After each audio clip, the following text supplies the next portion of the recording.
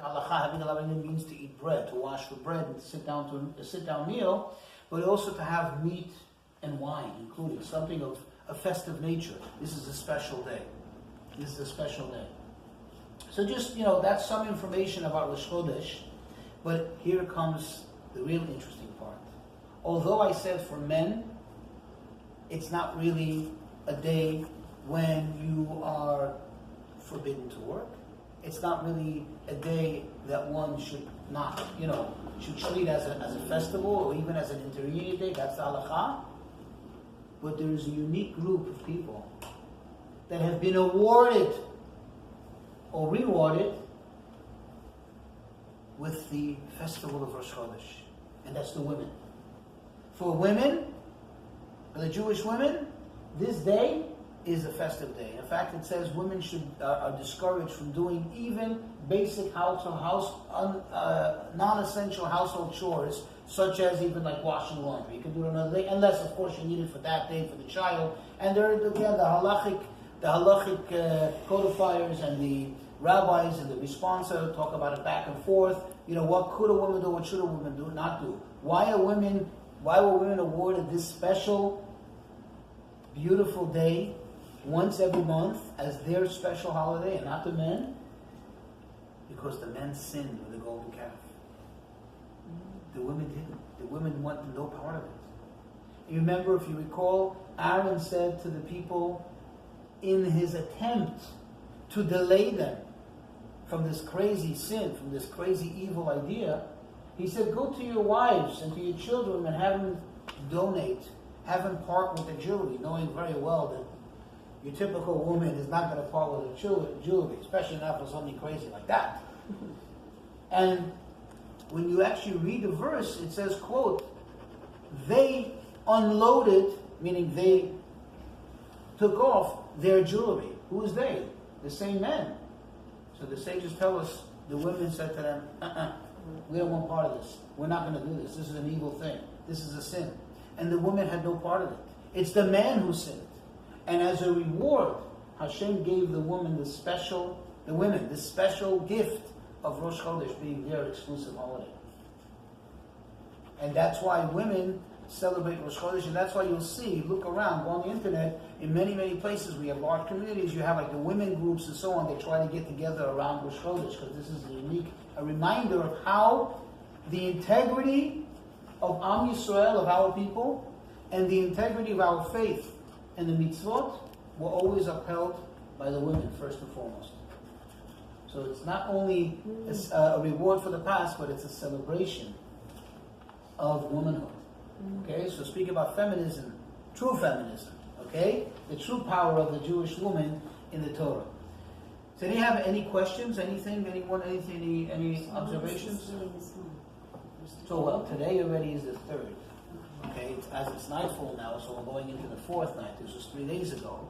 And on Shabbat, we did the blessing of the new month. And, something that I want to mention. Remember I said, as to celebrate Rosh Chodesh and somewhat mimic and at least to replicate to degrees. I said we have Shabbat Mevarchim, but there's another very, very special thing we do, and that is Kiddush Levana. Let me show it to you. We make a special blessing over the new moon.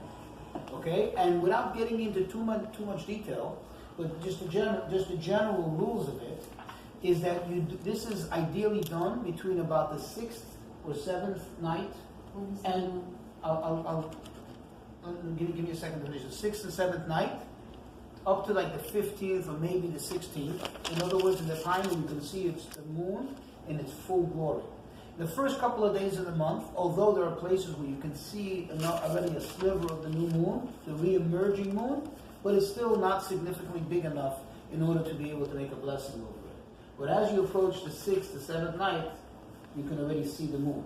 And it lasts until the middle of the month when it's a full moon, and then it starts to get smaller again. And this is a special blessing we make over the moon. Again, this blessing is made to Hashem. It's thanking God. Look on page 301 in this book. Okay, Kiddush Levana, sanctification of the moon. Okay, and there are many, many rules. And again, I'm just giving you the general idea as to when we do this and how we do it. You do it standing in a under the open sky, in an exposed place, so you shouldn't stand under a roof or under a tree. So somewhere you can almost have like a direct line with the moon.